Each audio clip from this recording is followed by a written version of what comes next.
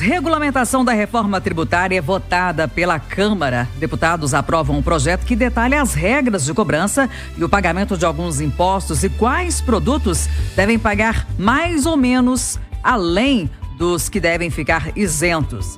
Vamos então a Brasília para conversar ao vivo com o repórter Pedro Nascimento. Ô Pedro, após o encerramento da parte mais importante dessa segunda etapa da reforma tributária, quais são os próximos passos? Bom dia.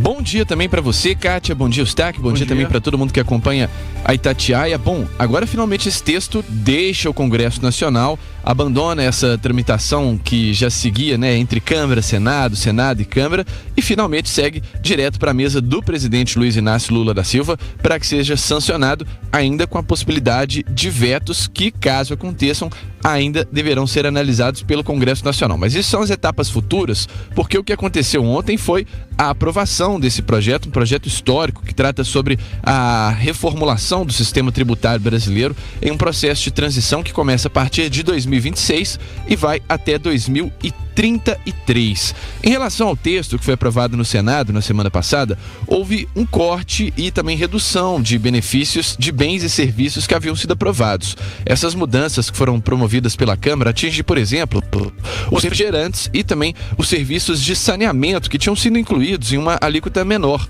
mas a mudança foi rejeitada pelos deputados. No caso das bebidas açucaradas, como refrigerantes, elas foram incluídas novamente naquele imposto do pecado, chamado imposto seletivo.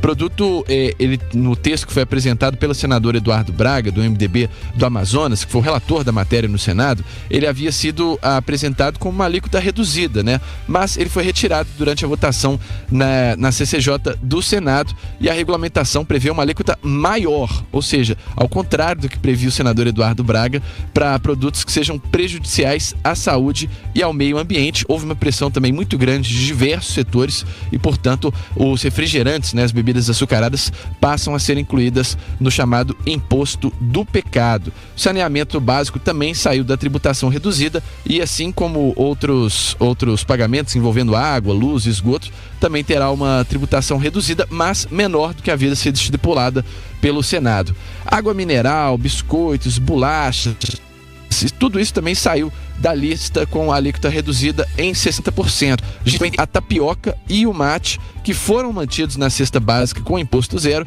junto também às carnes. A gente lembra, houve uma polêmica na votação do projeto, quando ele foi votado pela primeira vez no Senado. O governo se movimentou, a oposição também se movimentou, e houve uma disputa para quem seria o autor portanto, dessa isenção com relação às carnes. Isso, na verdade, pouco importa. A realidade é que as carnes terão isenção de impostos.